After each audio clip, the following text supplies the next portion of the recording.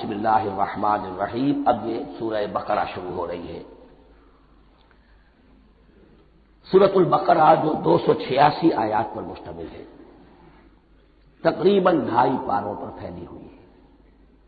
ہر شخص جانتا ہے کہ قرآن حکیم کی حجم کے اعتبار سے سب سے بڑی سورت ہے، لیکن یہ معاملہ صرف حجم کا نہیں ہے. نبی اکرم صلی اللہ علیہ وسلم نے اسے سنام القرآن قرار دیا ہے.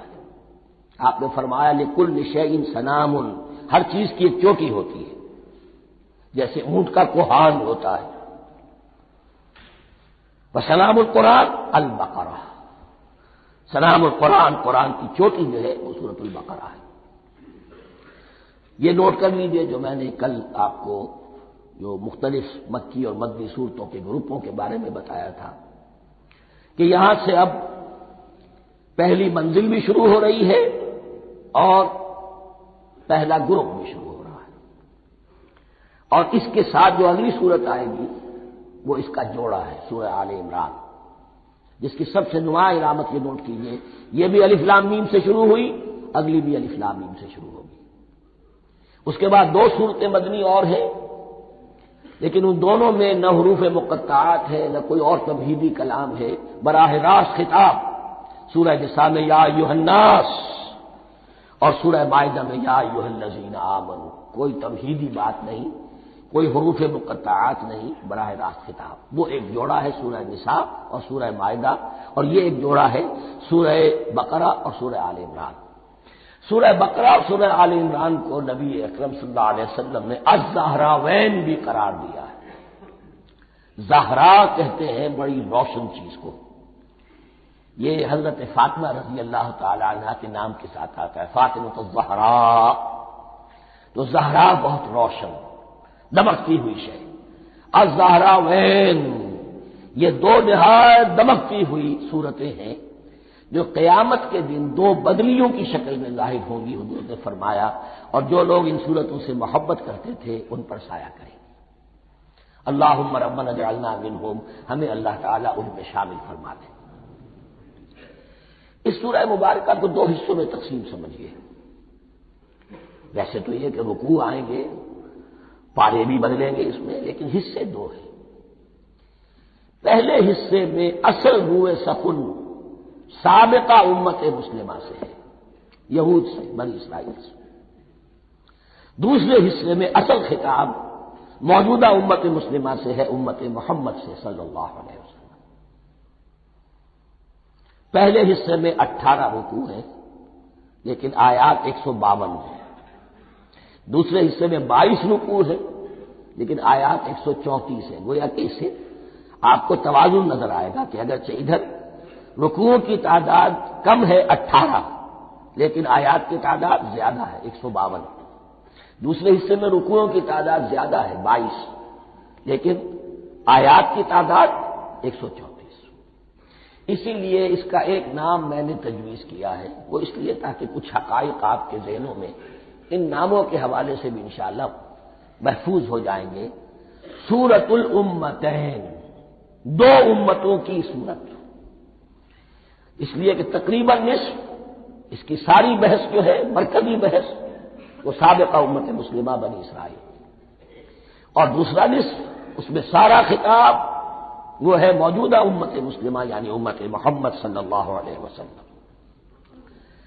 اس کا جو پہلے 18 رکوع ہے یا پہلا حصہ ہے، اس کے اندر ڈویژن فردر ہوگی ورٹیکل، عمودی. پہلے 4 رکوع، پھر 10 رکوع، پھر 4 رکوع. لیکن جو 22 رکوع ہیں دوسرے حصے کے، دوسرے نصف کے، اس میں ڈویژن جو ہے جو ہاریزونٹل ہے، وہ افقی تقسیم ہے، عمودی نہیں افقی. وہ میں بعد میں بیان کروں گا جب ہم وہاں پہنچ جائیں گے. ان کو پہلے سمجھ لیجئے. اس پہلے حصے کی جو تقسیم میں نے کی ہے، پہلے 4 رکوع، پھر 10 رکوع اور پھر 4 رکوع.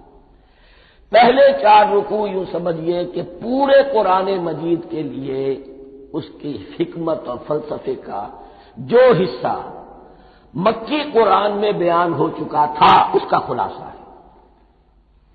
جب یہ صورت نازل ہو رہی ہے تو یہ تو مدینہ میں حضور تشریف لا چکے ہیں، 12-13 سال جو ہیں گزر چکے ہیں. اور ان 12-13 سالوں کے دوران 2/3 قرآن نازل ہو چکا ہے۔ اس میں جو بھی حکمت، فلسفہ اور بنیادی دعوت، یہ جو چیزیں مکی قرآن میں بیان ہوئی، ان کا خلاصہ نچوڑ نکال کر یہاں 4 رکوعوں میں رکھ دیا گیا۔ اگرچہ ان میں بھی جب گہرائی میں آپ دیکھیں گے تو روح سخن جو ہے وہ بنی اسرائیل کی طرف ہے، وہ میں بعد میں عرض کروں گا، لیکن اضافی طور پر یہ سمجھ لیجئے کہ پورے مکی قرآن کے حکمت اور پیغام کا خلاصہ ان 4 رکوع میں۔ پھر 10 رکوع ہیں جن میں براہ راست خطاب ہے سابقہ امت مسلمہ، یا بنی اسرائیل۔ اس کے بھی 2 حصے ہیں۔ پہلے ایک رکوع میں دعوت ہے، بڑا انداز اس کا بڑا پیارا ہے، اس میں دعوت ہے، ایمان لاؤ محمد پر صلی اللہ علیہ وسلم۔ اور اس کے بعد 9 رکوع ہیں ملامت کے، ملامت، تنقید، تم نے یہ کیا اور یہ کیا اور یہ کیا، ہم نے یہ احسان کیے، یہ احسان کیے، یہ احسان کیے، تم نے یہ ناشکری کی، یہ ناشکری کی، یہ ناشکری کی۔ اور اس سب کا نتیجہ آخری 4 رکوعوں میں ہے کہ اب تمہیں اس منصب سے معزول کیا جا رہا ہے جس پر تم 2000 برس تک فائز رہے، اور تمہیں ہٹا کر اب ایک نئی امت محمد کی شکل میں جو وجود میں آ چکی ہے صلی اللہ علیہ وسلم، اسے اس پر فائز کیا جا رہا ہے۔ اور اس کی علامت کے طور پر اسے میں کہا کرتا ہوں کورونیشن، تاج پوشی۔ ایک امت معذور، دوسری امت اس کا نصب ہو رہا ہے، اس کی تاج پوشی کے لیے سمبل، علامت کیا ہے؟ قبلہ تحویل۔ وہ قبلہ یروشلم سابقہ امت کا قبلہ اب ادھر رخ نہیں ہوگا، اب اہل توحید کا قبلہ یہ مکے کی طرف ہوگا، بیت اللہ کی طرف ہوگا۔ تو تحویل قبلہ کا مضمون ہے جو ان 4 رکوعوں میں آتا ہے۔ تو یہ میں نے تھوڑی سی تمہید جو ہے آپ کے سامنے رکھ دی ہے۔ اب بسم اللہ کیجیے۔ بسم اللہ الرحمن الرحیم، الف لام میم۔ الف لام میم یہ حروف مقطعات ہیں، یہ علیحدہ علیحدہ پڑھے جاتے ہیں، علم نہیں پڑھ سکتے اس کو۔ الف لام میم، ہا میم ہے، ہا علیحدہ میم علیحدہ، اگرچہ لکھے ہوئے ہوتے ہیں جڑے ہوئے، کاف ہا یا عین صاد لکھے ہوئے جڑے ہوئے، پڑھے جائیں گے علیحدہ علیحدہ، قطع علیحدہ کرنا۔ تو حروف مقطعات، ان کے بارے میں ایک بات تو جو ہے اجماعی ہے، سب کے نزدیک مسلم ہے، ان کا کوئی حتمی مفہوم اور ان کے حتمی معنی کسی کو معلوم نہیں سوائے اللہ اور اس کے رسول کے۔ اس معنی میں یوں بھی کہا گیا یہ کوڈ ورڈز ہیں، جیسے کہ کوئی میسیجز جو ہیں ادھر ادھر بھیجے جاتے ہیں، سیکرٹ میسیجز، تو کچھ کوڈ ورڈز ہوتے ہیں جس سے سمجھ میں آتا ہے کہ یہ بات واقعتاً صحیح سورس سے آ رہی ہے، واللہ عالم۔ لیکن اس کا کوئی مفہوم، اس کے معنی جو ہے وہ اتفاق اس پر ہے، اگرچہ بعض حضرات نے کچھ اپنی سی کوشش کی ہے، کچھ مفہوم جو ہے بنانے کی، وہ اپنی جگہ پر ہے، لیکن یہ کہ کسی حضرت عبداللہ ابن عباس رضی اللہ تعالی عنہما نے بعض ایسی کوششیں کی ہیں، لیکن ان کی رائے کو بھی ان کی ذاتی رائے سمجھا گیا ہے، امت نے اسے قبول نہیں کیا۔ اجماع اور کنسنسس اسی پر ہے کہ اس کے معنی اور مفہوم کسی کو معلوم نہیں سوائے اللہ اور اس کے رسول کے۔ البتہ بعض چیزیں ایسی ہیں کہ وہ اگر نوٹ کر لی جائیں تو شاید آئندہ ہے اس میں کچھ راز کھلنے کے امکانات پیدا ہو جائیں۔ دیکھیے عربی زبان کے جو الفابیٹس ہیں ان کی تعداد 29 ہے یا 28 ہے، میں بتا چکا ہوں۔ الف اور حمزہ کو ایک سمجھے تو 28 ورنہ 29۔ پہلی بات یہ نوٹ کیجئے، قرآن حکیم کی 114 سورتوں میں سے 29 سورتوں میں ان کے شروع میں یہ حروف مقطعات آئے۔ دوسری بات یہ کہ اس میں 28 کا نصف کیجئے تو 14 استعمال ہوئے، 14 نہیں استعمال ہوئے، بالکل آدھی تعداد استعمال ہوئی ہے۔ تیسرے یہ کہ جو شروع اور آخر اور درمیان 3 حصوں میں تقسیم کر دیجئے آپ، 9 9 9 پلواڑی 27، ایک طرف 10 رہ جائیں گے۔ پہلے حصے میں سے بہت کم حروف لیے گئے، بہت کم۔ آخری حصے کے تقریباً تمام حروف ہیں، تقریباً۔ درمیانی حصہ وہ ہے کہ جس میں آپ نے دیکھا ہے کہ عربی میں جوڑوں کی شکل میں ہے، صاد ضاد، فرق کیا ہے نقطے کا، سین شین فرق کیا ہے نقطوں کا، را زا فرق کیا ہے نقطے کا۔ تو جو بھی نقطے والا لفظ ہے وہ نہیں لیا گیا، اور جو بغیر نقطے کے غیر منقوط ہے وہ لیا گیا۔ پھر اس میں 3 صورتیں ہیں جن میں ایک ایک حرف آیا ہے، سورہ قاف، سورہ نون، سورہ صاد۔ پھر صورتیں ہیں جن میں 2 آئی ہیں، جن میں 3 آئے ہیں، پھر 4 آئے ہیں، 2 ہی صورتیں ہیں جن میں 4 ہیں، اور 2 ہی صورتیں جن میں 5 ہیں۔ تو یہ ہے صرف یوں سمجھیے کہ اعداد و شمار۔ اس کے حوالے سے کچھ آدمی غور کرے تو شاید کوئی بات نکلے۔ باقی وہ مثال میں آپ کو بتا دیتا ہوں کہ حضرت عبداللہ ابن عباس نے ایک رائے ظاہر کی کہ الف لام میم در حقیقت ایک جملے کا خلاصہ ہے۔ انا اللہ اعلم، پہلا لفظ انا، اس کا الف لے لیا، درمیانی لفظ اللہ، اس کا درمیانی لام لے لیا، تیسرا لفظ اعلم، یہ آخری لفظ ہے، آخری حرف میم لے لیا، انا اللہ اعلم، میں اللہ جانتا ہوں، واللہ اعلم، واقعتاً اللہ ہی جانتا ہے۔ یہ حضرت عبداللہ ابن عباس کی رائے ہے، لیکن اگرچہ انہیں حبر الامت مانا گیا ہے، لیکن یہ کہ ان کی اس رائے کو بھی اکثر و بیشتر مفسرین نے قبول نہیں کیا۔ اب جو پہلے 2 رکوع ہیں اس سورہ بقرہ کے، ان کے بارے میں تعویل عام اور تعویل خاص کا ایک بڑا بنیادی فرق ہے جو نوٹ کر لینا چاہیے۔ جس وقت یہ صورت نازل ہو رہی ہے، میں عرض کر چکا ہوں کہ 12 سال ہو چکے تھے حضور کو اپنا فریضہ نبوت اور رسالت ادا کرتے ہوئے۔ ایک جماعت اچھی بھلی تیار ہو چکی تھی جنہوں نے حضور کی دعوت پر لبیک کہا، ایمان لائے اور آپ کی تعلیمات پر عمل کیا۔ وہ ایک گروہ موجود تھا، یہ ابو بکر ہے، یہ عمر ہے، یہ عثمان ہے، یہ طلحہ ہے، یہ زبیر ہے، یہ عبد الرحمن ابن عوف ہے، یہ مصعب بن عمیر ہے، دیکھ لو۔ اور ایک گروہ وہ تھا کہ جو حق کو جان کر پہچان کر محض اپنی ضد اور ہٹ درمی کی باعث وہ کفر پر آ گیا تھا۔ اور اب ایک تیسرا گروہ پیدا ہو رہا تھا مدینے میں آ کر، وہ ابھی ایمبریونک سٹیج میں ہے، کہ جو داعی ہے، مدعی ہے کہ ہم مانتے ہیں لیکن حقیقت میں نہیں مانتے۔ یہ 3 قسم کے گروہ دنیا میں ہمیشہ پائے جائیں گے، ہمیشہ۔ اب اسے میں اس کو لا رہا ہوں تعویل عام کی طرف۔ جب بھی کبھی کوئی دعوت اٹھے گی انقلابی، ایک ہوتا ہے وعظ و نصیحت، ٹھیک ہے، جس نے بھی فائدہ اٹھایا اٹھا لیا۔ ایک ہوتی ہے دعوت انقلابی، وہ انقلابی دعوت کا ہدف ہوتا ہے نظام کو بدلنا۔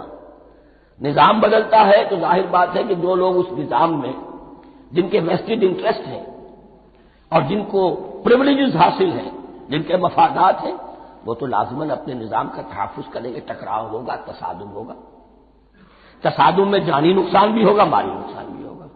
یہ گویا کہ کسی انقلابی دعوت کے لوازم ہیں، اگر یہ شے نہ ہو تو ان دعوت انقلابی ہے ہی نہیں۔ اس اعتبار سے ہر انقلابی دعوت کے جواب میں 3 طبقے پیدا ہو جاتے ہیں۔ ایک وہ کہ جو اس دعوت کو قبول کرتے ہیں دیانت کے ساتھ، خلوص کے ساتھ، اخلاص کے ساتھ، اور پھر پوری جواں مردی کا ثبوت دیتے ہیں، ہر کے بعد آباد، اب جو آئے سو آئے، جان دینی پڑے حاضر ہیں، مال دینا پڑے حاضر ہیں، کوئی تکلیف آئے، کوئی مشقت آئے، کوئی مصیبت آئے، کوئی قربانی کرے، حاضر۔ جب پکارا گیا واپس نہیں پھیرا کوئی فرمان جنوں کا، اور تنہا نہیں لوٹی کبھی آواز جرس کی، خیریت جاں راحت تن صحت داما، سب بھول گئی مصلحت اہل ہوس کی۔ ایک وہ لوگ ہوتے ہیں کہ جو اڑ جاتے ہیں ضد پر، ہٹ درمی پر، ماننے کے باوجود، جاننے کے باوجود یہ بات تو ٹھیک ہے جو کہہ رہے ہیں، کیسے مان لیں؟ ہماری سیادت، ہماری چودراہٹ، ہمارے مفادات، ہمارے یہ ساری چیزیں ان سب کے اوپر زد پڑ رہی ہے۔ یہ لوگ اڑ جاتے ہیں اور پھر کوئی دعوت، کوئی نصیحت، کوئی مزید افہام و تفہیم ان کے حق میں مفید نہیں ہوتی، اس لیے کہ صحیح بات ہے جو کہتے ہیں کہ سوتے کو تو جگایا جا سکتا ہے، جاگتے ہو کیسے جگائیں؟ کوئی سویا ہوا ہے تو آپ وہ جگا دیں گے، جو جاگا ہوا ہے لیکن وہ بنا ہوا ہے، وہ اٹھنے کو تیار ہی نہیں ہے، تو آپ کیسے اٹھا دیں گے اس کو؟ تو جو لوگ جان بوجھ کر حق کو پہچان کر رد کر دیتے ہیں، پھر ان کے حق میں کوئی دعوت، کوئی نصیحت، کوئی تبلیغ، کوئی انذار، کوئی تبشیر مفید نہیں ہے۔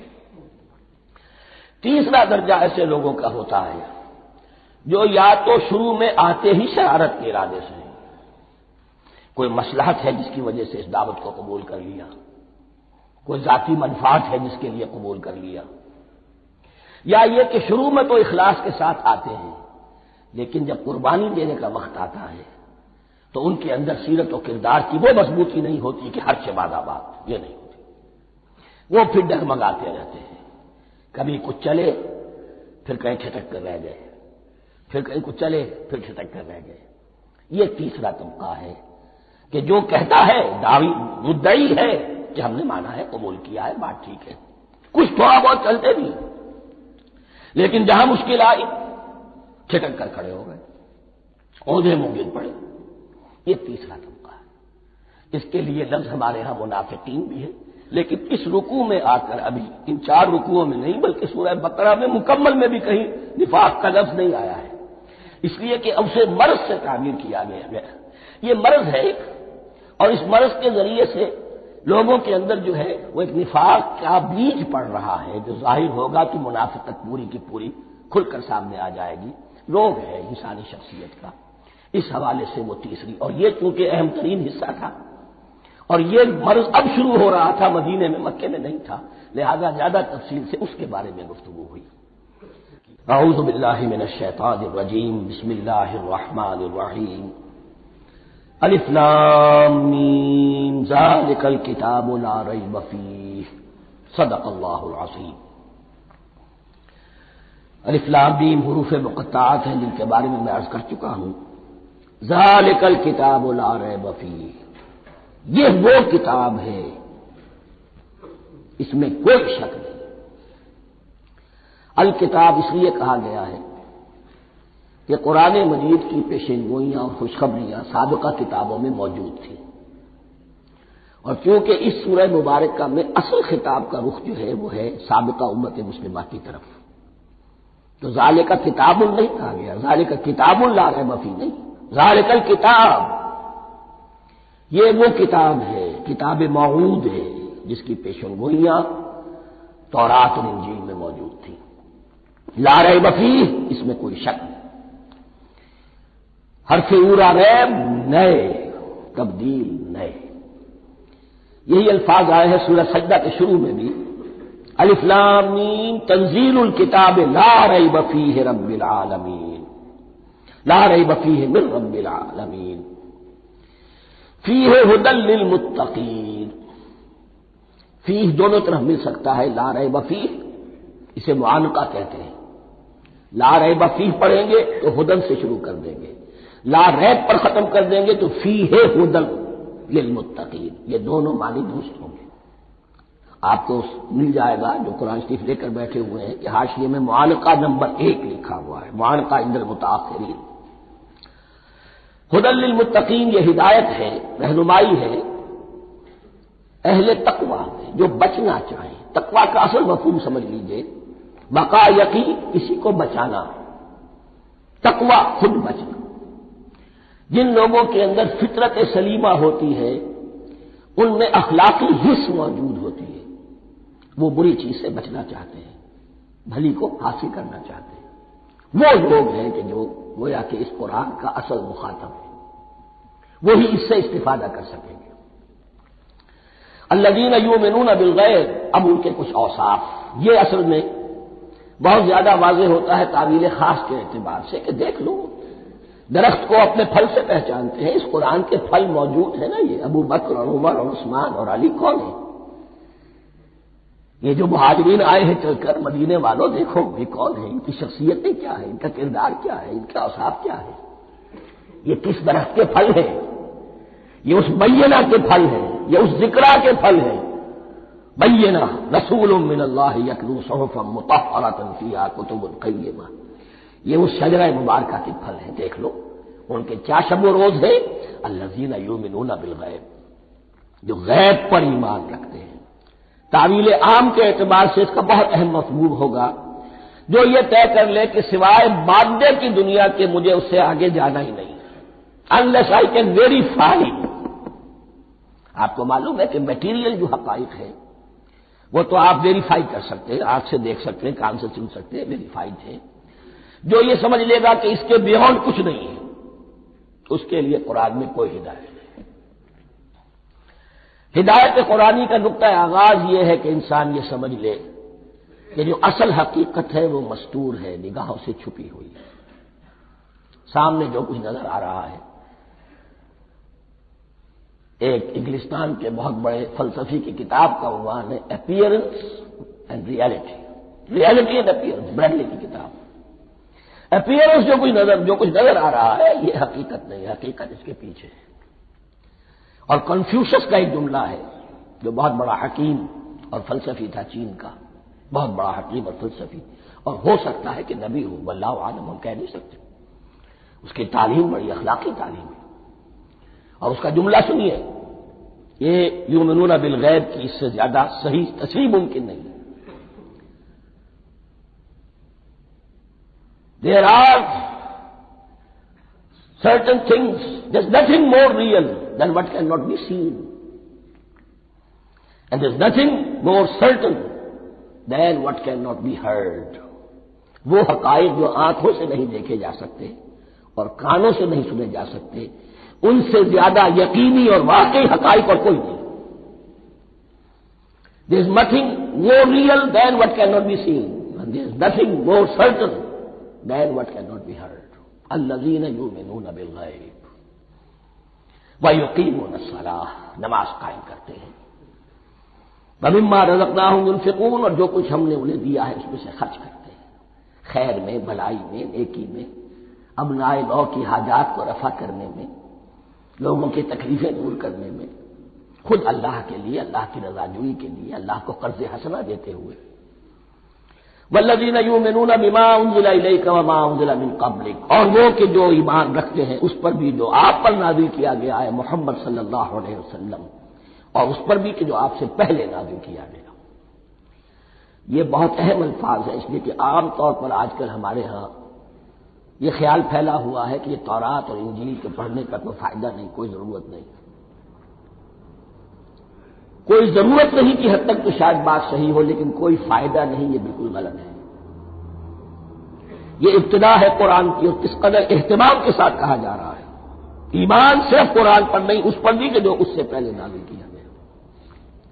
اور سورہ نساء کی آیت، اور سورہ نساء نازل ہوئی ہے کہیں جا کر سن 6 ہجری میں، یا ایھا الذین آمنوا آمنوا باللہ ورسولہ والکتاب الذی نزل علی رسولہ والکتاب الذی انزل من قبل۔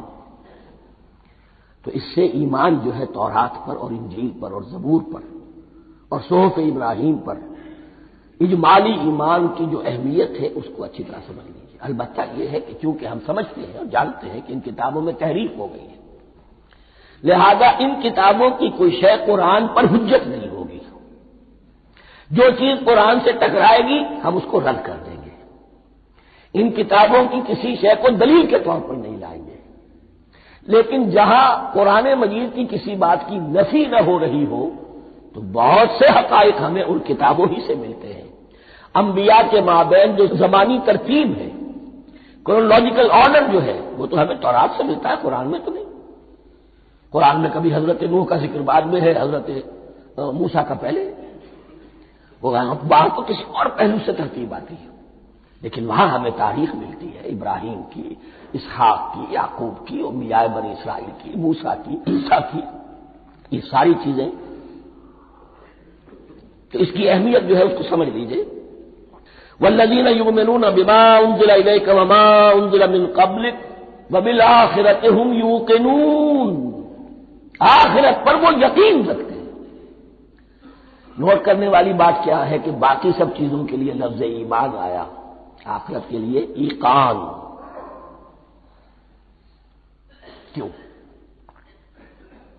واقع یہ ہے کہ انسان کے عمل کے اعتبار سے سب سے زیادہ مؤثر شے ایمان بالآخرہ ہے۔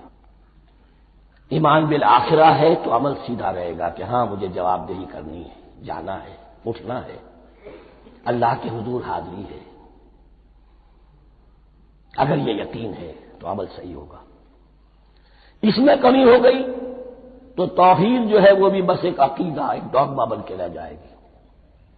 ایمان بالرسالت بھی بدعات کو جنم دے گا، عید میلاد نبی بنا لیجئے اور کچھ عشقیہ اشعار کہہ دیجئے، نعتیہ اشعار کہہ دیجئے، اللہ اللہ خیر صلی اللہ، یہ ایمان بالرسالت کے مظہر ہوں گے۔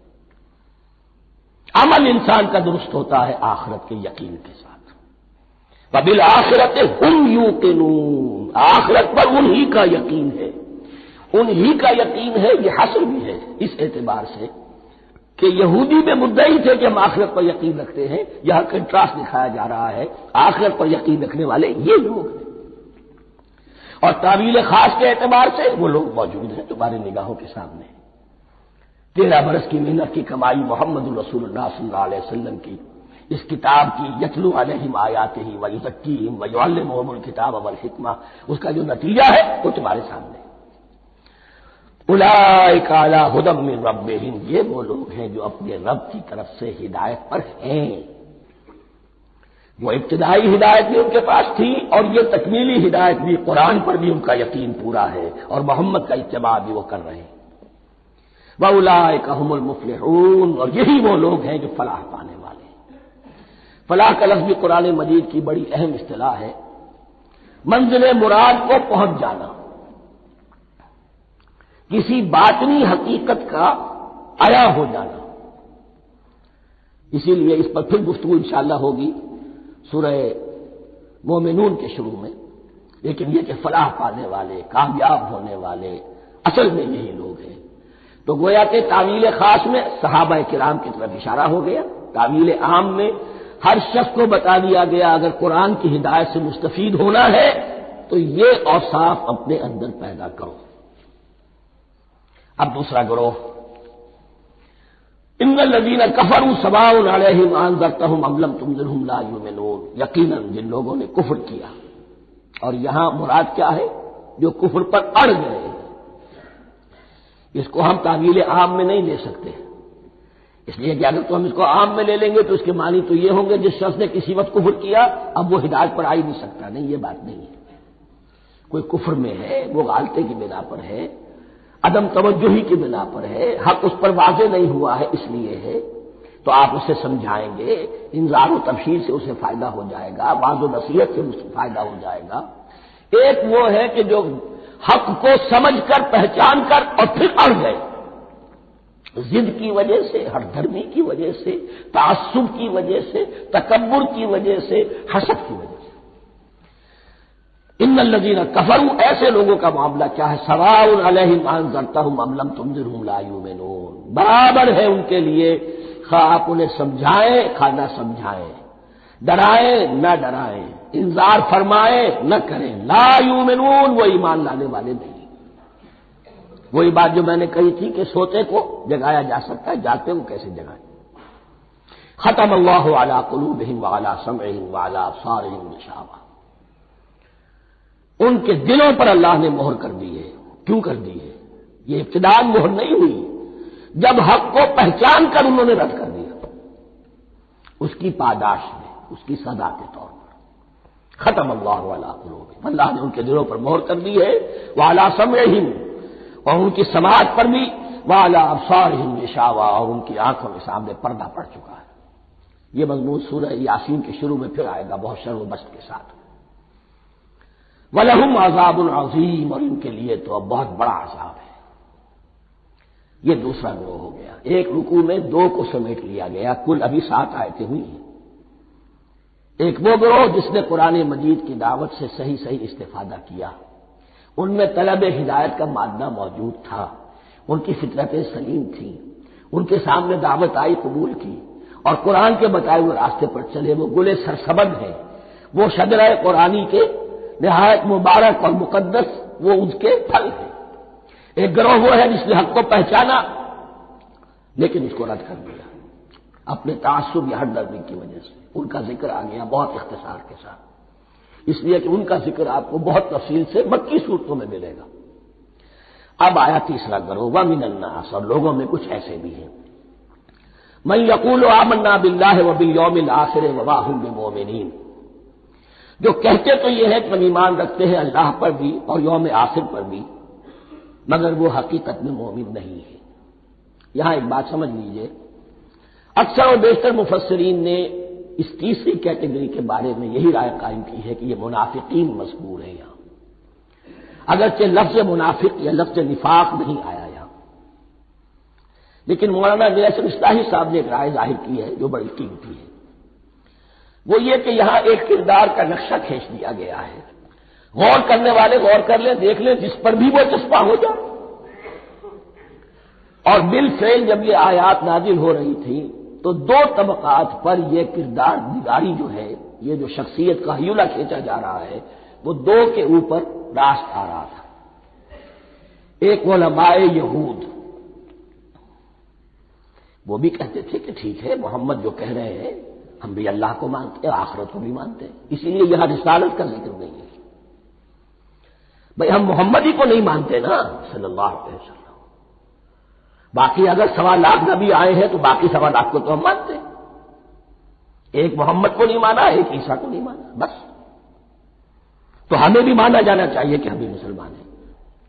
ایک یہ ان کی رائے ہے، اور واقعہ یہ ہے کہ یہاں اس طریقے کا تذکرہ ہو رہا ہے کہ جس سے ان کا کردار بھی جھلک رہا ہے، روح سخن ان کی طرف جا رہا ہے۔ مجھے یاد ہے اپنی 10ویں جماعت کے زمانے میں دہلی میں نے دیکھا تھا کہ ناٹ سرکس، وہاں کا ایک بڑی مارکیٹ ہوتی تھی، تو جوتے کی دکان پہ بہت بڑا جوتا لٹکایا ہوا تھا، بہت بڑا، اور لکھا تھا free to whom it fits, جس کے پاؤں میں یہ ٹھیک ٹھیک آ جائے وہ لے جائے۔ تو یہ free to whom it fits ہے، ایک کردار ہے۔ اب یہ کردار جس کے اوپر بھی فٹ بیٹھ جائے، ان میں یقیناً زیادہ تو غلبہ یہی ہے جو مفسرین کی رائے ہے، منافقین کا معاملہ جو ہو رہا ہے، لیکن یہ کردار بعین نہیں فٹ بیٹھ رہا ہے یہود کے علماء پر۔ اور یہ بھی نوٹ کر لیجئے کہ جو مدینہ منورہ میں نفاق کا جو پودا پروان چڑھا ہے، بلکہ پودا نہیں کہنا چاہیے، جھاڑ جھکاڑ جو پروان چڑھا ہے، وہ یہودیوں کے زیر اثر، جیسے جنگل کے اندر بڑے بڑے درخت بھی ہوتے ہیں اور اندر جو ہے نیچے جھاڑیاں بھی ہوتی ہیں، تو یہ نفاق کا جھاڑ جھکاڑ جو ہے وہ یہودی علماء کا جو پودا تھا اور وہ بڑا تھا، اس میں کوئی شک نہیں، اس کے سائے میں پروان چڑھا ہے۔ ان دونوں میں معنوی ربط بھی ہے۔ وَمِنَ النَّاسِ مَن يَقُولُ آمَنَّا بِاللَّهِ وَبِالْيَوْمِ الْآخِرِ وَمَا هُم بِمُؤْمِنِينَ، اور لوگوں میں سے کچھ ایسے بھی ہیں جو کہتے تو یہ ہے کہ ہم ایمان رکھتے ہیں اللہ پر اور یوم آخر پر، لیکن وہ مومن نہیں ہیں۔ يُخَادِعُونَ اللَّهَ وَالَّذِينَ آمَنُوا وَمَا يَخْدَعُونَ إِلَّا أَنفُسَهُمْ، وہ دھوکہ دینے کی کوشش کر رہے ہیں اللہ کو اور اہل ایمان کو۔ یہ یخادعون جو ہے یہ باب مفعلہ ہے، باب مفعلہ میں کشمکش ہوتی ہے، کشاکش ہوتی ہے، لہذا ترجمہ میں نے کیا کوشش کر رہے ہیں۔ وما یخدعون الا انفسهم، یہ ثلاثی مجرد میں آ گیا، اور نہیں دھوکہ دے رہے مگر صرف اپنے آپ کو۔ یہ یقینی ہے اپنے آپ کو تو دھوکہ دے رہے ہو، لیکن یہ کہ اللہ اس کے رسول کو اور اللہ اور اہل ایمان کو دھوکہ نہیں دے سکتے۔ سورہ نساء کی آیت نمبر 142 میں یہ کھل کر منافقین کے بارے میں یہی الفاظ آئے ہیں، ان المنافقین یخادعون اللہ وہو خادعهم، یقیناً منافقین جو ہے وہ اللہ کو دھوکہ دینے کی کوشش کر رہے ہیں اور اللہ انہیں دھوکہ دے رہا ہے۔ فی قلوبہم مرض، ایک لفظ اور رہ گیا، وما یشعرون، انہیں اس کا شعور نہیں ہے۔ یہ بہت اچھی طرح نوٹ کر لیجیے، منافقین کی بھی اکثریت وہ تھی جنہیں اپنے نفاق کا شعور نہیں تھا، وہ اپنے تئیں سمجھتے تھے اپنے آپ کو مسلمان، وہ کہتے تھے یہ بے وقوف لوگ ہیں، محمد رسول اللہ کے بارے میں کہتے تھے یہ خام خواہ جو ہے انہوں نے لڑائی بھڑائی مول لے لی ہے اہل مکہ کے ساتھ، کیا ضرورت ہے، امن کے ساتھ جو ہے بات کرنی چاہیے۔ وہ سمجھتے تھے کہ ہم خیر خواہ ہیں، ہم بھلی بات کہہ رہے ہیں، یہ بے وقوف لوگ ہیں، دیکھتے نہیں کہ کس سے ٹکرا رہے ہیں، ہاتھ میں اسلحہ نہیں ہے اور لڑائی کے لیے جا رہے ہیں، تو بے وقوف تو یہ ہے۔ لیکن وہ سمجھتے تھے کہ ہم تو بڑے مخلص ہیں، ہم مسلح ہیں، تو ما یشعرون بہت ضروری ہے۔ بعض لوگ منافق ایسے بھی تھے کہ جو اسلام میں داخل ہی ہوتے تھے دھوکہ دینے کی خاطر، اور ان پہ پہلے دن سے واضح ہوتا تھا کہ ہم مسلمان نہیں ہیں، ہم نے اسلام کا لبادہ اوڑھا ہے صرف دھوکے کے لیے۔ اس کا ایک ذکر سورہ آل عمران میں آئے گا، لیکن اکثر و بیشتر منافقین دوسری طرح کے تھے جنہیں اپنے نفاق کا شعور حاصل نہیں تھا۔ فی قلوبہم مرض، ان کے دلوں میں ایک روگ ہے، بیماری ہے۔ یہ روگ اور بیماری کیا ہے؟ ایک لفظ میں اس کو تعبیر کیا جائے، کردار کی کمزوری۔ Weakness of character. ایک شخص وہ ہوتا ہے کہ جو سمجھتا ہے یہ حق ہے، حق کے بعد آباد، اب جو ہو سو ہو. ایک حق کو حق پہچان کر رد کر دیتا ہے، وہ کافر ہو گیا. ایک حق کو حق پہچان کر آیا تو صحیح، لیکن ویکنیس آف کیریکٹر کی وجہ سے قوت ارادی کمزور ہے. آخرت بھی چاہتے ہیں، دنیا کو بھی ہاتھ سے دینے کو تیار نہیں. یہاں کا بھی کوئی نقصان نہ ہو اور آخرت کا بھی سارا بھلا ہمیں مل جائے. یہ وہ لوگ ہیں در حقیقت کہ اس کو کہا ہے روگ. فی قلوبہم مرض فزادہم اللہ مرضا، تو اللہ نے ان کے مرض میں اضافہ کر دیا. یہ اللہ کی سنت ہے. آپ حق پر چلنا چاہیں، حق کا راستہ آپ کے لیے آسان کر دے گا. آپ برائی کی طرف جانا چاہیں، بڑی سے بڑی برائی آپ کے لیے ہلکی ہوتی چلی جائے گی. کوئی خاص بات ہی نہیں، چلو یہ بھی کر گزرو، جب یہ کر لیا تو یہ بھی کر گزرو. اور اگر آپ بین لٹکنا چاہیں تو اللہ اسی پہ چھوڑ دیتا ہے. ٹھیک ہے، آپ سمجھتے ہیں ہم کامیاب ہو رہے ہیں. ہم نے مسلمانوں کو بھی دھوکہ دے لیا، وہ ہمیں مسلمان سمجھتے ہیں، اور یہودیوں کو بھی دھوکہ دے لیا، وہ سمجھتے ہیں کہ ہم ان کے ساتھی ہیں، تو سمجھا کامیاب ہو رہے ہیں. حقیقت میں کامیابی نہیں. فی قلوبہم مرض فزادہم اللہ مرضا ولہم عذاب علیم بما کانوا یکذبون، اور ان کے لیے تو دردناک عذاب ہے. عذاب عظیم کا لفظ آیا تھا اوپر کفار کے لیے، وَلَهُمْ عَذَابٌ عَظِيمٌ، 7ویں آیت ختم ہوئی. اور عذاب علیم کا لفظ آیا یہاں، ان کے لیے دردناک المناک عذاب ہے. بما کانوا یکذبون، بسبب اس جھوٹ کے جو وہ بول رہے تھے. وَإِذَا قِيلَ لَهُمْ لَا تُفْسِدُوا فِي الْأَرْضِ، اور جب ان سے کہا جاتا تھا مت فساد کرو زمین میں. مراد کیا ہے اس سے؟ کہ جب محمد کو مان لیا کہ اللہ کے رسول ہیں، اب ٹھیک ٹھیک پیروی کرو، ان کے پیچھے چلو، ان کا حکم ہے تو جنگ کے لیے نکلو، ان کی طرف سے تقاضا آتا ہے مال پیش کرو، اور اگر تم اس سے کتراتے ہو تو فساد مچا رہے ہیں، جماعتی زندگی کے اندر فتنہ اور فساد پیدا کر رہے ہیں. وَإِذَا قِيلَ لَهُمْ لَا تُفْسِدُوا فِي الْأَرْضِ قَالُوا إِنَّمَا نَحْنُ مُصْلِحُونَ، وہ کہتے تھے نہیں ہم تو صلح کرانے والے ہیں، اصلاح کرنے والے ہیں. ہم چاہتے ہیں لڑنا بڑنا کوئی اچھی بات نہیں ہے، ٹکراؤ تصادم یہ کوئی اچھے کام تھوڑا ہی ہے. بس ٹھنڈے ٹھنڈے دعوت دیتے رہو، جو چاہے قبول کر لے، جو چاہے رد کر دے. خواہ یہ ٹکرانا اور یہ جنگ کرنا اور اللہ کے دین کو غالب کرنے کے لیے یہ قربانی دو اور یہ مصیبت جھیلو اور یہ مشقت برداشت کرو اور یہ چیز چھوڑو اور یہ ترک کرو، یہ کاہے کے لیے؟ وَإِذَا قِيلَ لَهُمْ لَا تُفْسِدُوا فِي الْأَرْضِ قَالُوا إِنَّمَا نَحْنُ مُصْلِحُونَ أَلَا إِنَّهُمْ هُمُ الْمُفْسِدُونَ وَلَٰكِن لَّا يَشْعُرُونَ. آگاہ ہو جاؤ کہ وہی ہے مفسد، فساد پھیلانے والے. اس لیے کہ محمد رسول اللہ کی دعوت ہے زمین میں اصلاح کے لیے. اس اصلاح کے لیے کچھ آپریشن کرنا پڑے گا. مریض اس درجے کو پہنچ چکا ہے کہ آپریشن کے بغیر اس کی شفا نہیں ہوگی.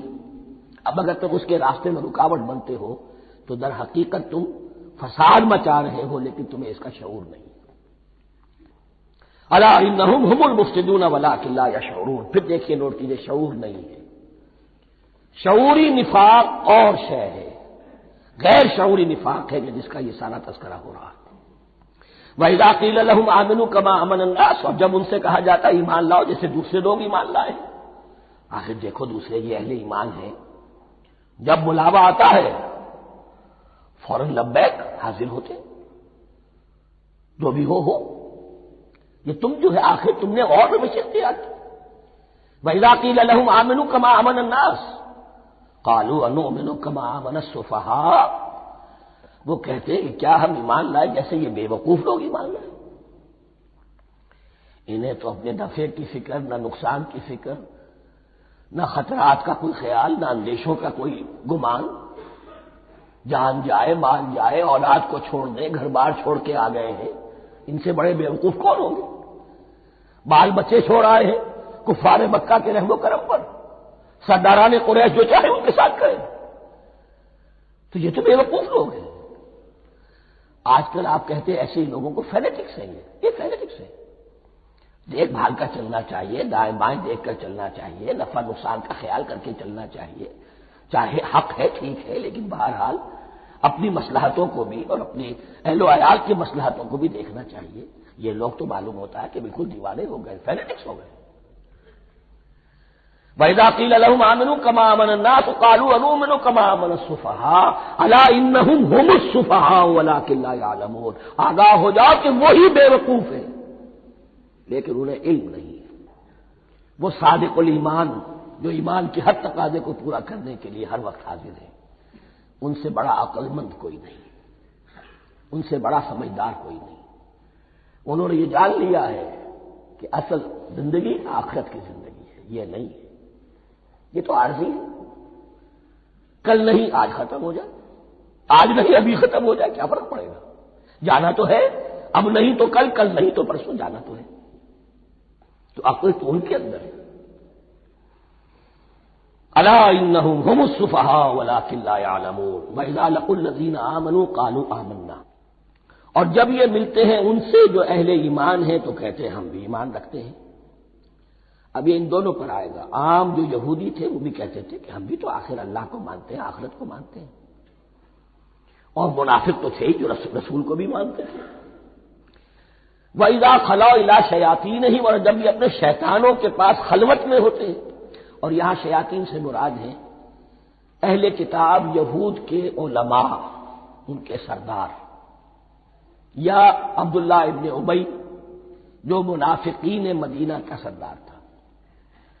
اگر وہ کبھی ملامت کرتا ہے، دیکھو تم تو معلوم ہوتا ہے بالکل مسلمانوں میں شامل ہی ہو گئے پوری طرح سے، تمہیں کیا ہو گیا، تم ہر بات مان رہے ہو۔ اب انہیں یہ کچھ نہ کچھ اپنی وفاداری کا یقین دلانے کے لیے کہنا پڑتا تھا، نہیں نہیں ہم انہیں بیوقوف بنا رہے ہیں، ہم ان سے ذرا تمسخر کر رہے ہیں، ہم ہیں آپ کے ساتھ ہی، آپ فکر نہ کریں۔ اسی لیے یہ دو منہ ہونا، نفق کہتے ہیں سرنگ کو جس کے دو دروازے ہوتے ہیں، باقی زیر زمین ہے۔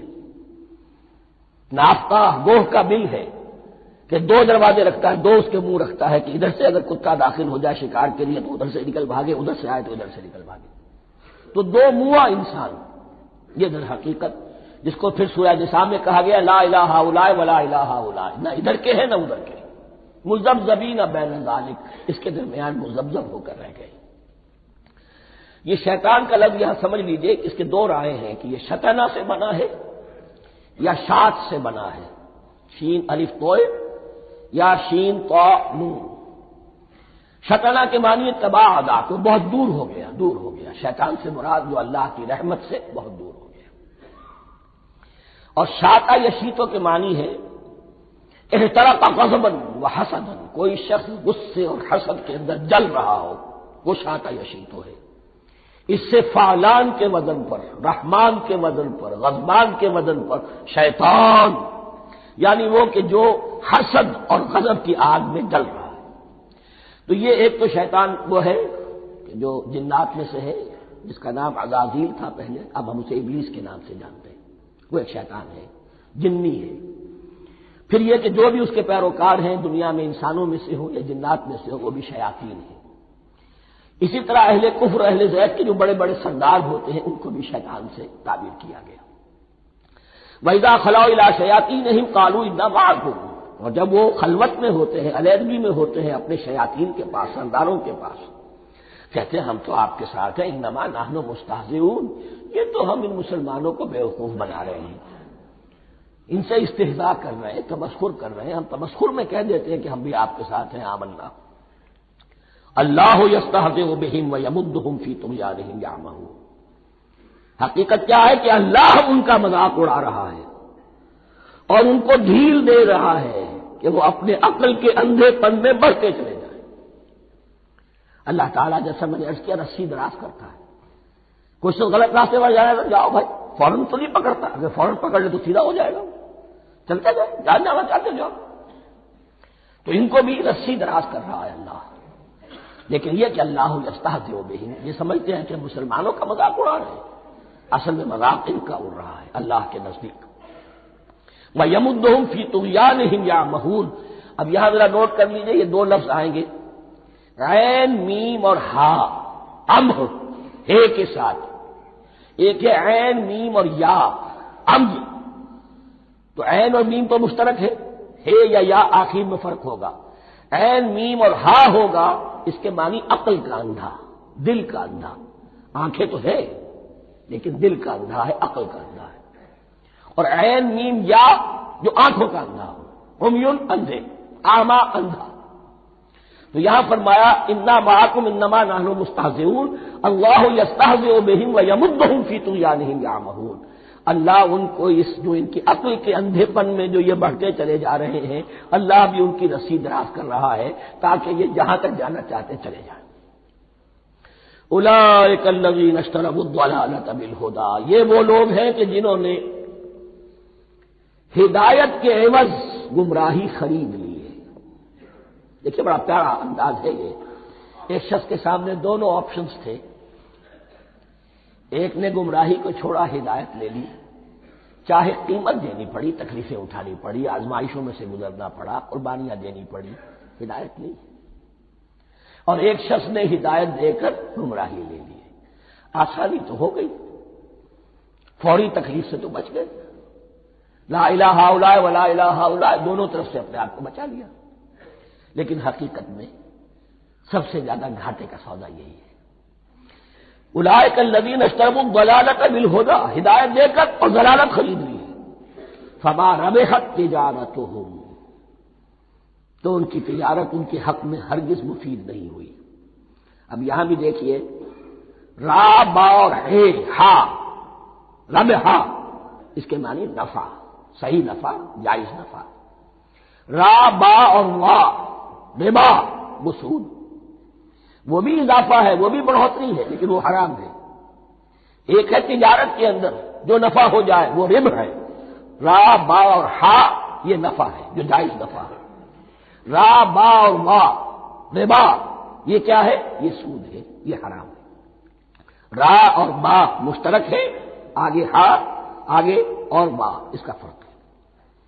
فما ربحت تجارتہم وما کانوا مہتدین، ان کی تجارت ان کے حق میں ہرگز مفید نہیں ہوئی اور نہیں ہے اب یہ ہدایت پانے والے. مثلہم، اب یہاں دو تمثیلیں آ رہی ہیں بڑی پیاری. پہلی تمثیل ہے کفار کے بارے میں، دوسری تمثیل ہے یہ بین والے لوگوں کے بارے میں.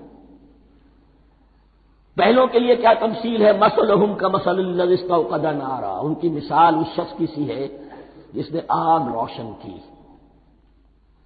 ایک نقشہ کھینچا جا رہا ہے، اندھیری شب ہے جدا اپنے قافلے سے ہے تو، تیرے لیے ہے میرا شعلہ نوا قندیل. اندھیری شب ہے، قافلہ بھٹک رہا ہے. کچھ لوگ بڑی ہمت کرتے ہیں، اندھیرے میں بھی ادھر ادھر سے لکڑیاں جمع کرتے ہیں اور آگ روشن کر دیتے ہیں. لیکن اس وقت جب آگ روشن ہوتی ہے کچھ لوگوں کی بینائی سلب ہو جاتی ہے. پہلے وہ اندھیرے میں اس لیے تھے کہ روشنی نہیں تھی، اب وہ اندھیرے کے اندھیرے میں رہ گئے کہ روشنی تو خارج میں آ گئی، اپنی اندر کی روشنی گل ہو گئی، بصارت سلب ہو گئی.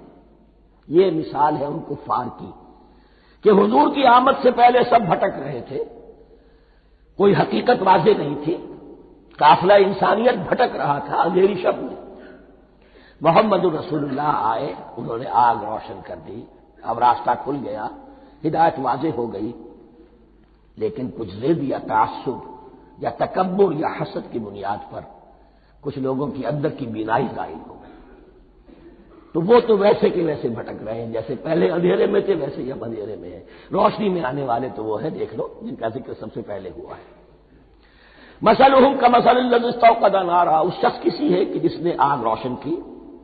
فلما اضاءت ما حولہ، جب اس آگ نے اپنے ماحول کو گردا گرد کو روشن کر دیا، ذهب اللہ بنورہم، اللہ ان کی نور بصارت کو لے گیا، سلب کر لیا اللہ نے. وترکہم فی ظلمات لا یبصرون، اور چھوڑ دیا انہیں ان اندھیروں کے اندر کہ وہ کچھ نہیں دیکھتے. صم بکم عمی فہم لا یرجعون، اسم کہتے ہیں بہرے کو، سم جمع ہے اس کی، سمن. اب کمو کہتے ہیں گونگے کو، بکمن اس کی جمع ہے. آما کہتے ہیں اندھے کو، عمیٌ اس کی جمع ہے. یہ بہرے ہیں، گونگے ہیں، اندھے ہیں. فہم لا یرجعون، اب یہ لوٹنے والے نہیں. یہ کون ہے؟ ابو جہل ہے، ابو لہب ہے، ولید بن مغیرہ ہے، عقبہ ابن ابی معیط ہے. یہ سب کے سب ابھی زندہ ہے جب یہ آیات نازل ہو رہی ہیں. ابھی تو غزوہ بدر ہوگا سن 2 ہجری میں، اور اس میں یہ سب جو ہے واصل جہنم ہوں گے، ابھی تک تو ہے نا۔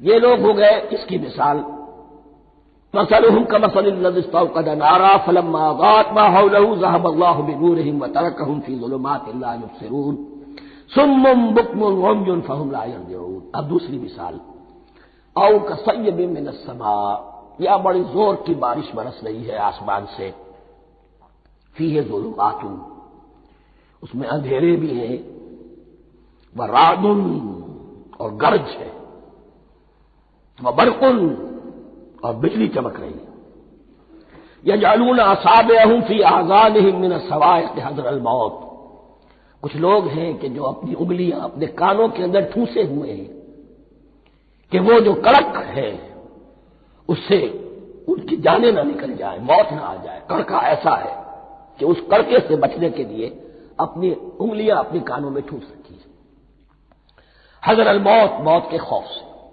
واللہ محیط بالکافرین، اللہ ایسے کافروں کا احاطہ کیے ہوئے ہیں، بچ کر کہاں جائیں گے۔ یکاد البرق یخطف ابصارهم، قریب ہے کہ بجلی ان کی نگاہوں کو لے جائے، ان کی بینائی کو سلب کر لے۔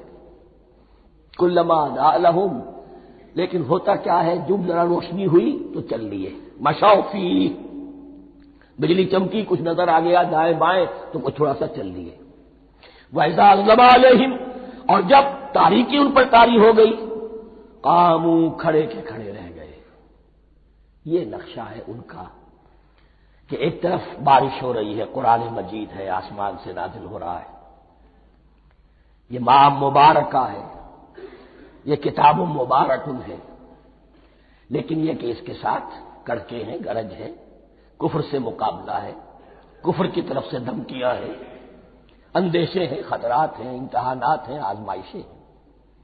ذرا کہیں حالات کچھ بہتر ہوئے، کچھ جسے بریدنگ سپیس کہتے ہیں ملی تو تھوڑا سا چل لیے، ہم بھی مسلمان ہیں، کوئی خاص موقع نہیں ہے، کسی جنگ کے لیے بلایا نہیں جا رہا ہے تو بڑھ چڑھ کے باتیں کر رہے ہیں، اپنے ایمان کا اظہار بھی کر رہے ہیں۔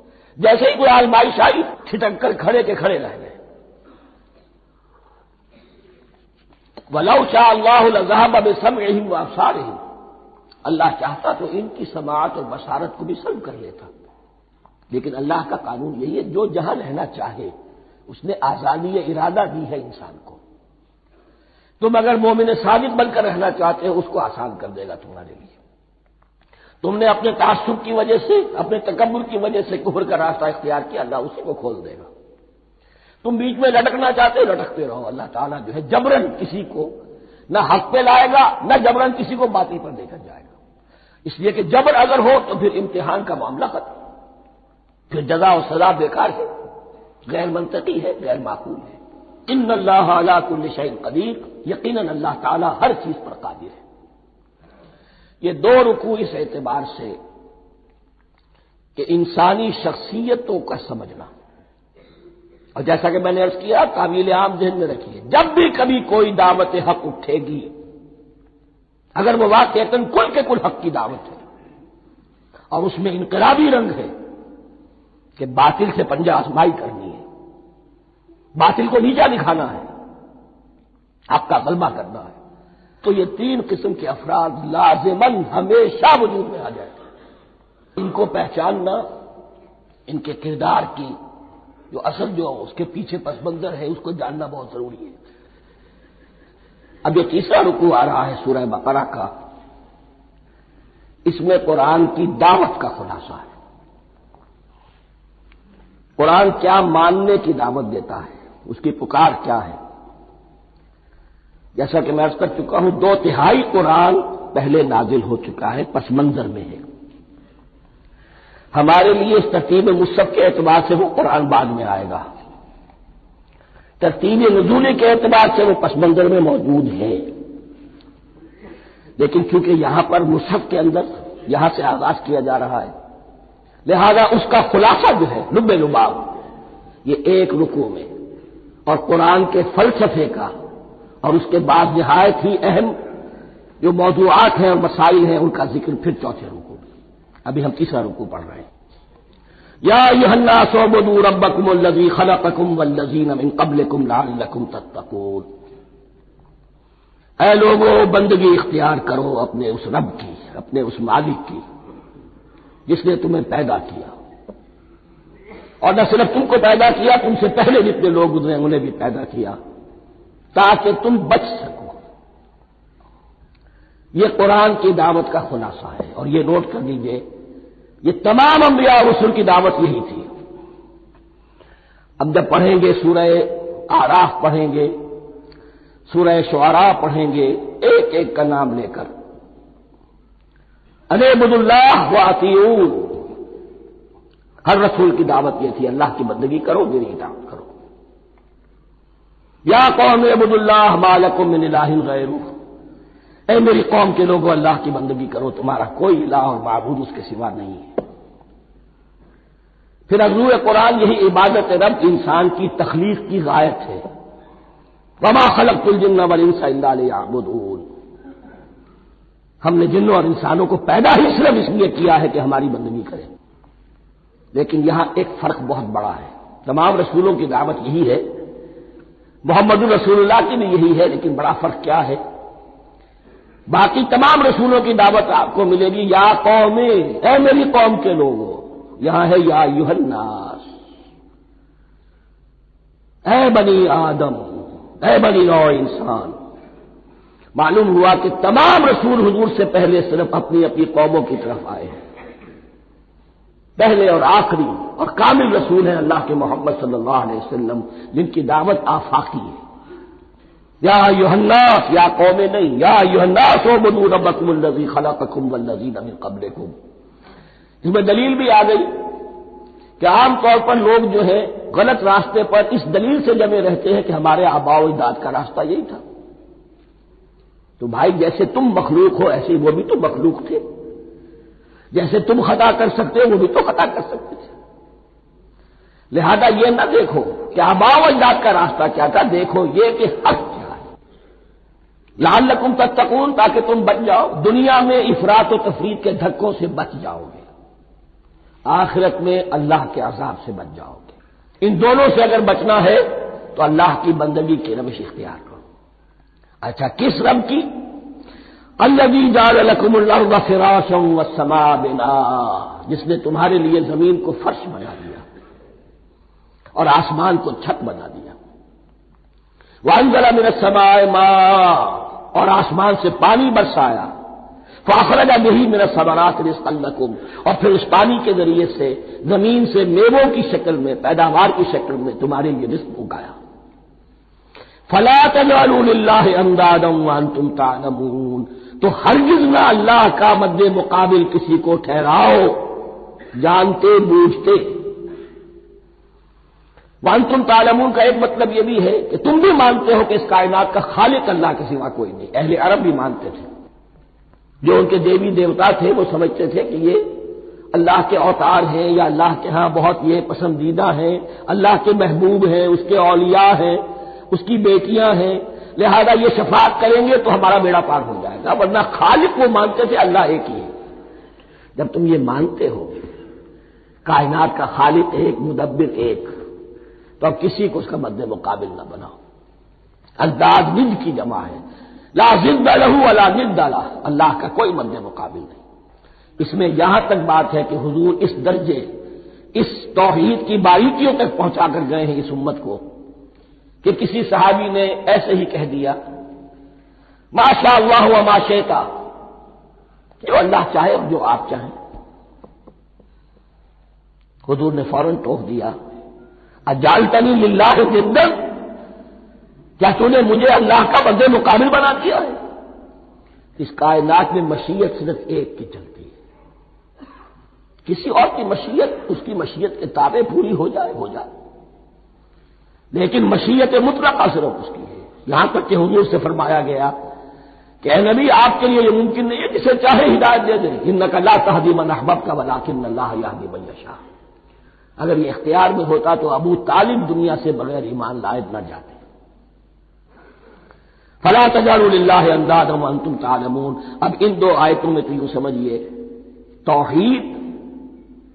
توحید نظری بھی اور توحید عملی بھی۔ توحید عملی کیا ہے؟ بندگی صرف اس کی ہو۔ اب آیا ہے رسالت کا معاملہ، وَإِن كُنتُمْ فِي رَيْبٍ مِّمَّا نَزَّلْنَا عَلَىٰ عَبْدِنَا، اگر تمہیں رسالت محمدی پر شک ہے صلی اللہ علیہ وسلم، اس کے کیا معنی ہے کہ تمہیں اس قرآن کے بارے میں شک ہے جو ہم نے اپنے بندے پر نازل کیا ہے؟ اگر ہے شک فی الواقع، وَإِن كُنتُمْ فِي رَيْبٍ، اگر تمہیں واقعتاً شک ہے مما نزلنا علی عبدنا، اس پر جو ہم نے اپنے بندے پر نازل فرمایا ہے، فاتوا بسورۃ من مثلہ، تو لے آؤ اس جیسی ایک ہی صورت۔ یہ ہم کل پوری تفصیل سے دیکھ چکے ہیں کہ برسبیل تنزل یہاں پہنچے ہیں۔ پہلے دو آیتیں میں نے آپ کو سنائی تھی، اس میں پورے قرآن کی مثال لانے کا چیلنج کیا گیا۔ پھر ایک آیت سنائی جس میں 10 صورتیں ہی لے آؤ۔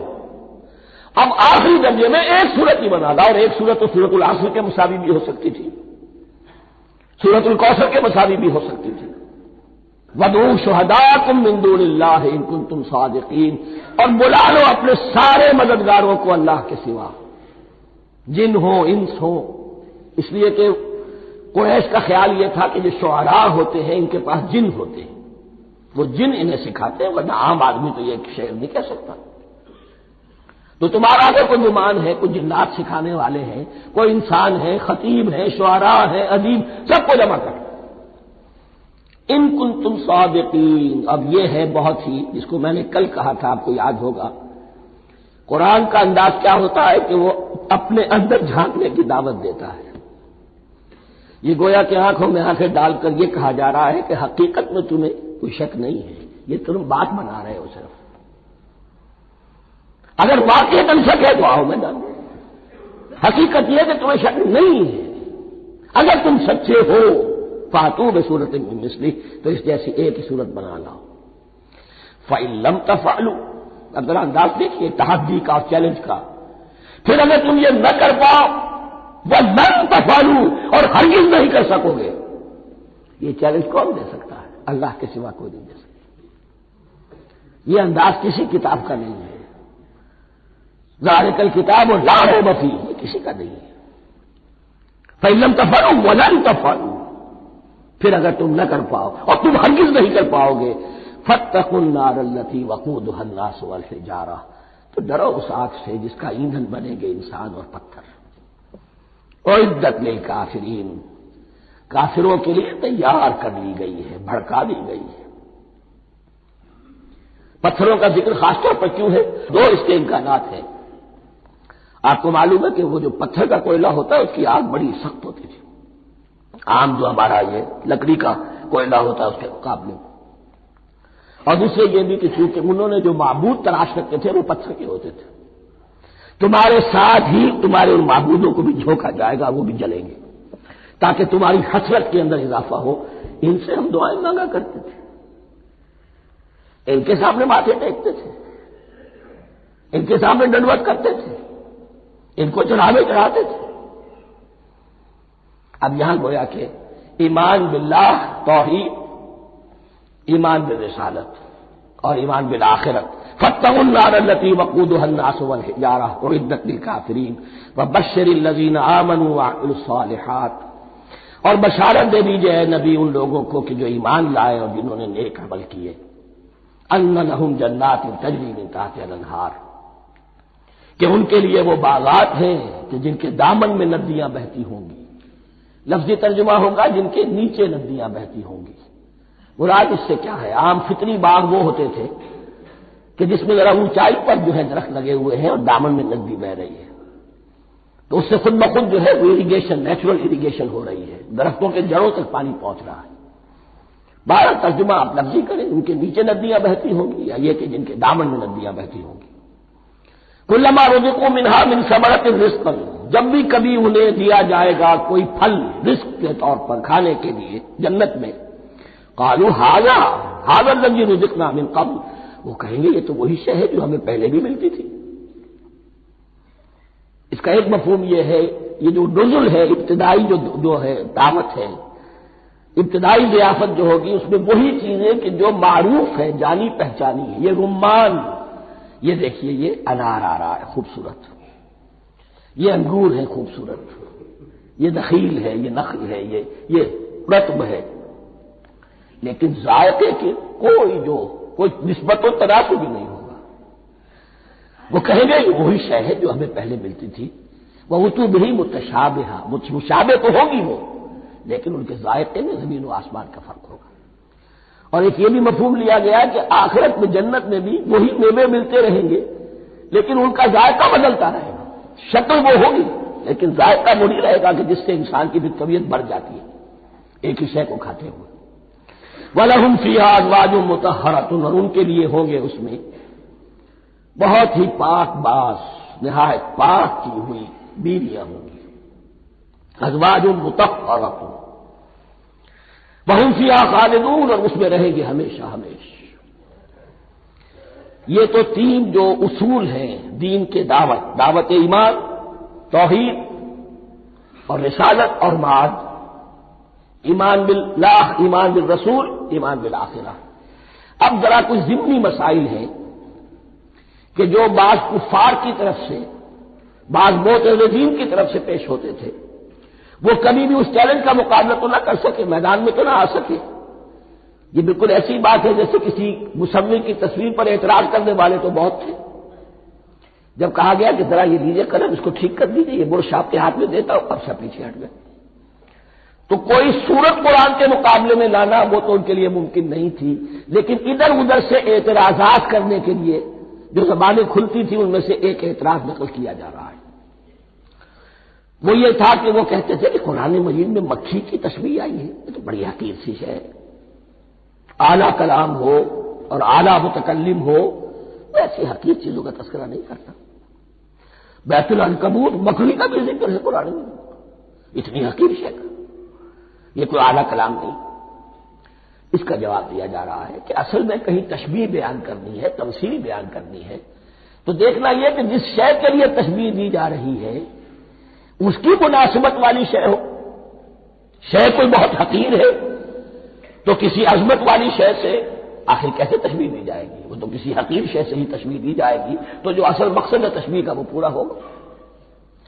ان اللہ لا یستحیی ان یضرب مثلا ما بعوضۃ فما فوقها، اللہ تعالیٰ کو تو اس میں کوئی جھجک نہیں ہے، کوئی شرم نہیں ہے کہ وہ مچھر کی مثال بیان کرے.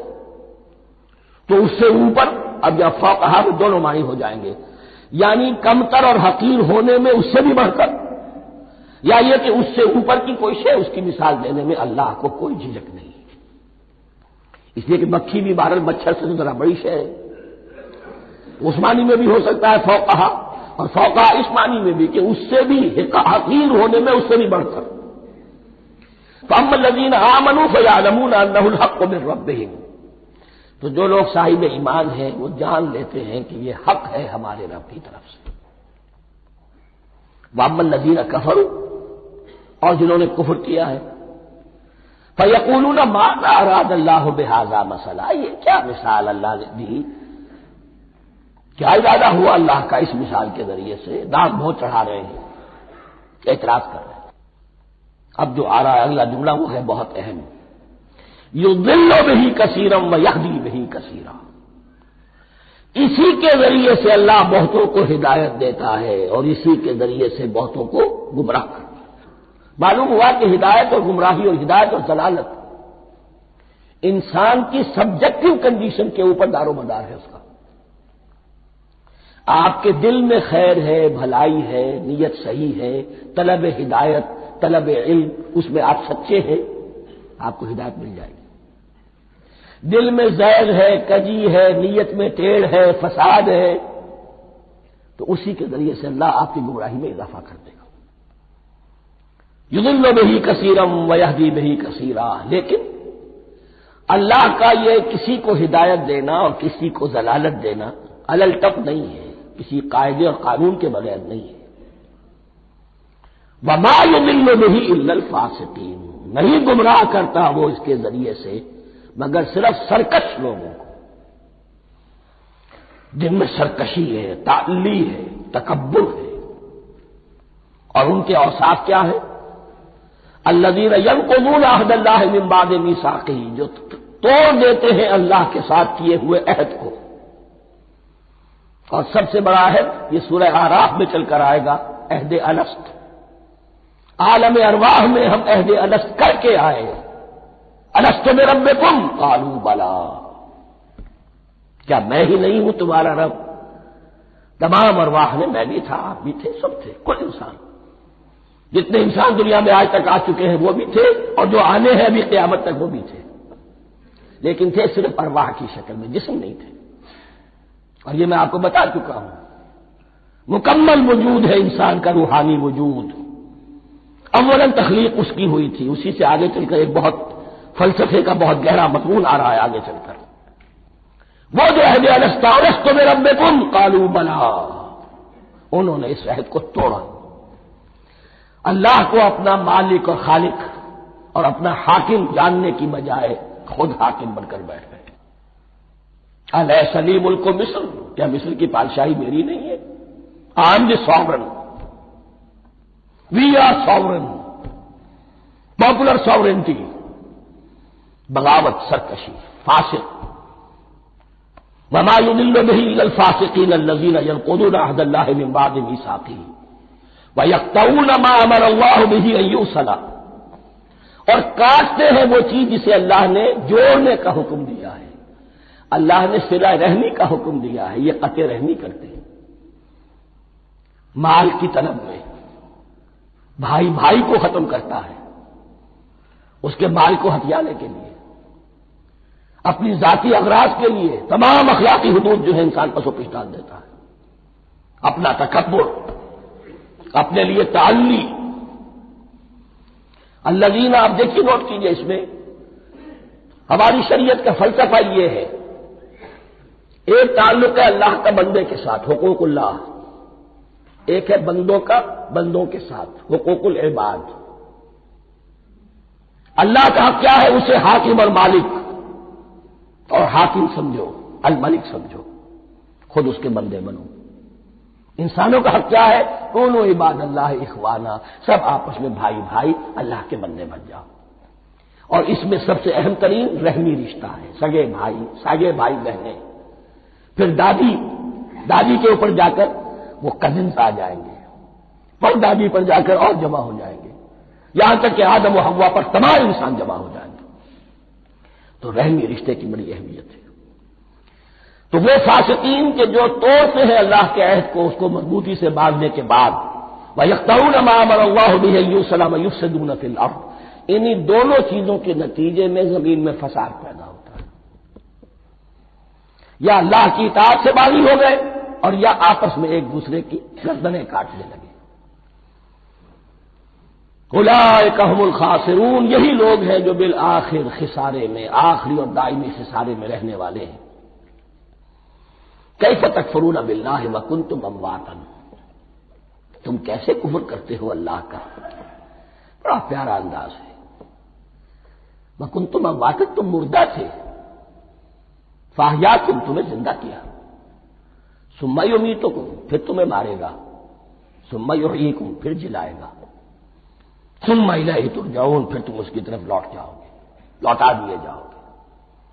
یہاں وہ بات آ گئی جو آج نگاہوں سے بالکل اوجھل ہو چکی ہے، یہ ہم دنیا میں آنے سے پہلے مردہ تھے، کیا مانی؟ یہ مضمون آ کر اصل میں سورہ غافر یا سورہ مومن میں چل کر اس کی پوری وضاحت ہوگی، لیکن چونکہ یہاں تذکرہ ہو چکا ہے عہد الست کا، ہماری پہلی تخلیق ہوئی عالم ارواح میں، ارواح کی صورت میں، پھر ہمیں سلا دیا گیا، وہ ہماری پہلی موت تھی۔ مردہ جو ہے معدوم نہیں ہوتا، مردہ ہوتا ہے، بے جان ہوتا ہے، سویا ہوا ہوتا ہے، اور موت کو اور نیند کو تشبیہ دی گئی ہے۔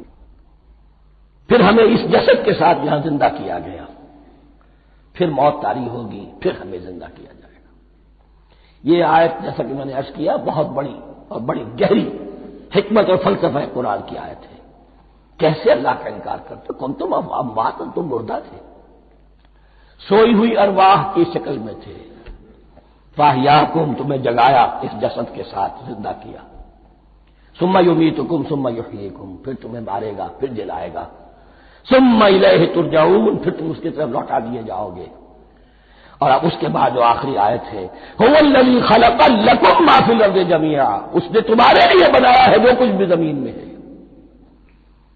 اس میں خلافت کا مضمون آ گیا، حدیث میں آتا ہے انما الدنیا خلقت لکم وانتم خلقتم للآخرہ، یہ دنیا تمہارے لیے بنائی گئی ہے، تم آخرت کے لیے بنائے گئے ہو۔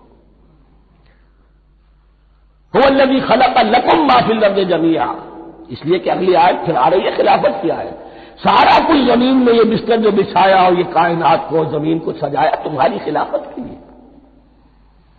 ثم استوى الى السماء فسواهن سبع سماوات، پھر وہ متوجہ ہوا آسمانوں کی طرف اور انہیں 7 آسمانوں کی شکل میں بنا دیا۔ جیسا کہ میں کل عرض کر چکا ہوں، یہ تاحال ابھی یہ آیات متشابہات میں سے ہے، 7 آسمانوں کی کیا حقیقت ہے ہم اس سے ابھی پورے طور سے واقف نہیں۔ وَهُوَ بِكُلِّ شَيْءٍ عَلِيمٌ، اور اسے ہر شے کا علم حقیقی حاصل ہے۔ بارک اللہ لی ولکم فی القرآن العظیم ونفعنی وإیاکم